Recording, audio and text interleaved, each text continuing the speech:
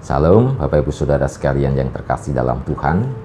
Saatnya kita akan belajar firman Tuhan sejenak. Namun saya mengajak Bapak Ibu dan Saudara untuk satu dalam doa. Ya Roh Kudus, Bapa kami yang di surga, pimpinlah kami dalam belajar firman Tuhan.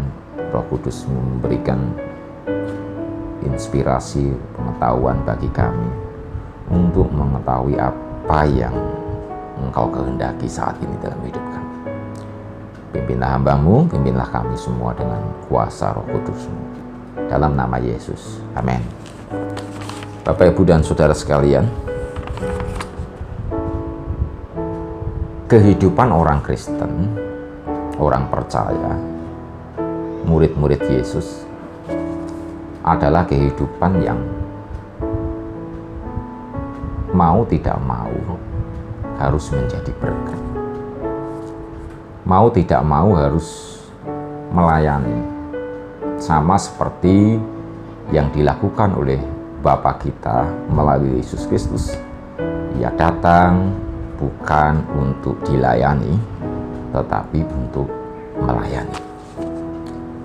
Dengan prinsip seperti inilah, maka sudah sewajarnya kehidupan saya, kehidupan Bapak Ibu Saudara sekalian, Bapak Ibu panjenengan semua adalah kehidupan yang melayani, kehidupan yang menjadi berkat, kehidupan yang selalu menabur benih kebaikan kepada sesama kita. Ibu bapak saudara sekalian, oleh karena itu ada sebuah ujian. Bila saatnya nanti ku tak berdaya lagi, hidup ini sudah jadi berkat. Kita bisa melihat bahwa dari pujian ini, sepenggal pujian ini mengandung sebuah arti bahwa seseorang tersebut berpacu dengan waktu, kesempatan, umur untuk melayani. Dia menyadari bahwa hidupnya hanya sementara. Jika ia tidak pergunakan sebaik mungkin untuk sesuatu yang bermakna, maka dia akan kehilangan momentum demi momentum. Tetapi dia bersyukur bahwa ia sudah merasa melayani, menggunakan waktunya untuk melayani menjadi berkat ketika ia menyanyikan lagu ini. Nah, ini menunjukkan bahwa apa?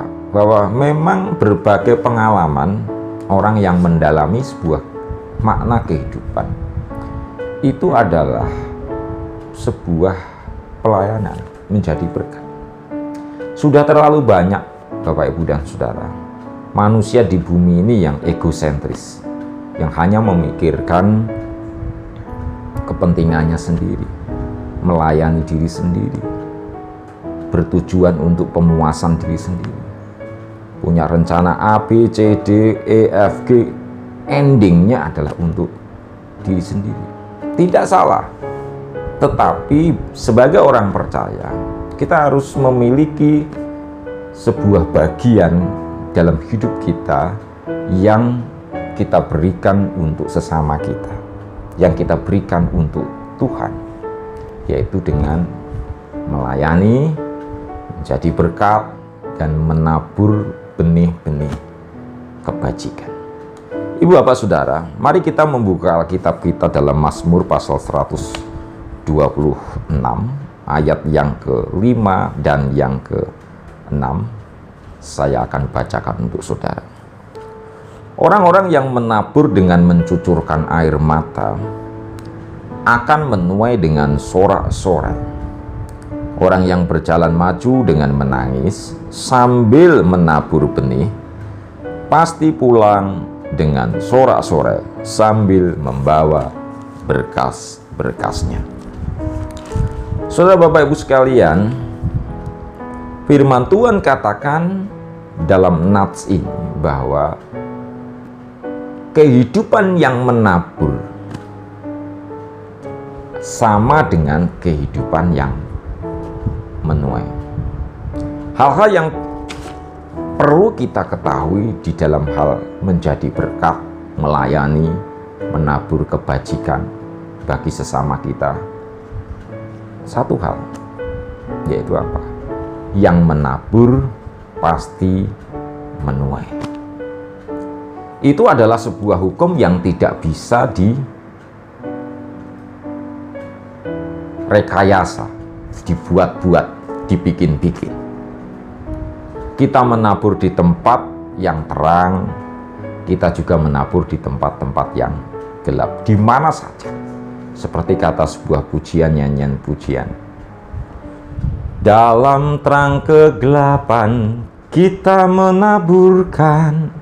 Saudara, di dalam terang maupun di dalam kegelapan, firman Tuhan katakan sebagai orang percaya kita wajib menabur. Bukan hanya di tempat terang saja, bukan hanya kepada orang-orang seiman saja, tetapi kepada semua orang di dunia ini, kepada orang-orang yang tidak seiman dengan kita, tidak sekeyakinan dengan kita.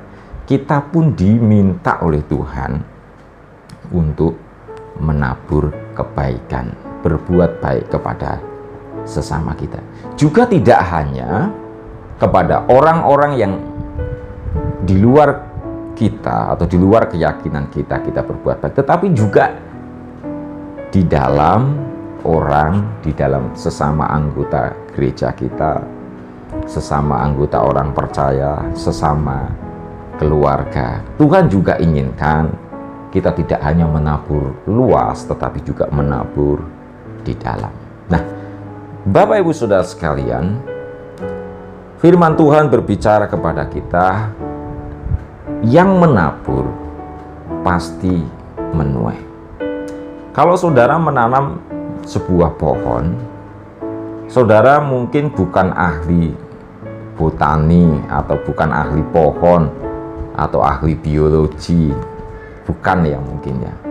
Yang kita tahu hanya menanam pohon dengan cara-cara yang standar, disiram, dipupuk, itu saja tiap hari. Kalau ada rumput-rumput ya dicabuti. Itu adalah sesuatu yang sederhana sekali yang kita lakukan. Kita tidak perlu mengetahui bagaimana caranya dia menyerap gizi itu, kita nggak perlu menyelidiki itu ya, bagaimana caranya dia menyerap gizi dari nutrisi A, dari gizi tanah A, dari tidak perlu. Itu bukan bagian kita, itu bagian ahli botani, ahli penyelidik peneliti. Bagian kita hanya hal-hal yang sederhana yang kita lakukan, menyiram, memupuk, menyiang, memotong ranting-ranting yang mengganggu. Hanya itu. Yang memberi pertumbuhan adalah Tuhan. Saudara Bapak Ibu sekalian dikasihi Tuhan, di dalam menabur benih, satu keyakinan kita yang perlu kita pegang adalah kita pasti menuai. Kita menabur kebaikan pasti menuai kebaikan. Dan kebaikan yang kita tuai itu tidak bisa direkayasa oleh cara pandang manusia. Karena kita sedang melakukan hukumnya Tuhan. Tuhan akan membalas sesuai dengan apa yang Tuhan inginkan, sesuai dengan kekayaan kuasa Tuhan, sesuai dengan kemauan Tuhan. Dan tidak harus sekarang. Kita juga tidak perlu tahu bagaimana caranya, kok bisa dari menabur ini kok bisa menuai ini, menabur A kok bisa menuai B, menabur di tempat A kok bisa menuai di tempat B. Seringkali saudara-saudara, itu yang kita alami. Kita berbuat baik kepada seseorang, barangkali kepada seorang pengemis, orang yang tidak mampu. Dia mendoakan kita dengan tulus, dengan ikhlas, dan Tuhan mendengar doanya. Lalu dia memberkati kita dengan cara apa saja. Entah dengan kesehatan yang baik, entah dengan suatu saat kita membutuhkan pertolongan, tiba-tiba ada pertolongan. Itu rahasia Tuhan, saudara sekalian. Tetapi yang pasti yang perlu kita pegang adalah kalau kita menabur baik, menabur kebajikan, kita pasti akan menuai kebajikan. Bentuknya macam-macam. Menabur angin, menuai badai, tetapi menabur kebajikan pasti menuai kebajikan. Entah itu kadang-kadang kebajikan itu bisa kita terima pada masa tua kita terima pada anak-anak kita nggak tahu. Tetapi kita yakin bahwa ada hukum yang seperti itu. Nah, dan itu adalah hukumnya Allah, berlaku untuk semua orang. Yang kedua, hal yang perlu kita ketahui di dalam melayani Tuhan, menabur menjadi berkat bagi sesama kita adalah orang yang menabur dengan mencucurkan air mata akan menuai dengan sorak-sorai. Orang yang berjalan maju dengan menangis sambil menabur benih pasti pulang dengan sorak-sorai sambil membawa berkasnya. Firman Tuhan katakan menabur itu mencucurkan air mata. Firman Tuhan katakan menabur itu menangis. Kalau tidak menangis, tidak mencucurkan air mata, barangkali perlu dipertanyakan taburan kita apakah taburan yang berarti. Taburan kita adalah taburan yang bermakna. Apakah kita memberikan segala sesuatu itu dari sisa-sisa kita, sisa-sisa waktu kita, sisa-sisa tenaga kita, sisa-sisa duit kita? Ya udah, itu nggak akan membutuhkan sebuah pengorbanan. Tetapi firman Tuhan katakan bahwa menabur itu menangis. Kita mungkin akan orang itu berbeda-beda. Ada yang sangat berharga bagi seseorang itu waktu. Ada yang saat ini yang paling berharga dalam sebuah kehidupannya itu adalah uang. Ada yang pada waktu itu menjadi berharga dalam hidupnya adalah soal tenaga. Berbeda-beda orang yang kebutuhan seseorang yang berharga di hadapan orang, yang dimiliki orang. Tetapi saudara-saudara, yang namanya menabur pasti membutuhkan pengorbanan. Dan pengorbanan itu Tuhan inginkan sesuatu yang paling berharga. Yang berharga menurut kita, yang kita berikan. Kalau hari ini yang berharga bagi kita adalah soal waktu, yang namanya menabur, pasti kita mengorbankan waktu kita. Barangkali ada janji A, B, C, D, ya dengan pengusaha ini, dengan orang penting ini, dengan pejabat ini, A, B, C. Tetapi kita seringkali cancel itu. Minta maaf, saya nggak bisa, hanya untuk melayani seseorang yang sedang membutuhkan pertolongan kita dan harus kita. Saudaraku sekalian, dan kadang-kadang juga apa yang kita lakukan itu belum tentu mendapatkan hasil yang secara manusia nggak sebanding dengan apa yang kita cancelkan itu. Tetapi saudaraku sekalian dikasih oleh Tuhan, itulah yang namanya pelayanan, menabur. Menabur membutuhkan pengorbanan, menangis, mencucurkan air mata.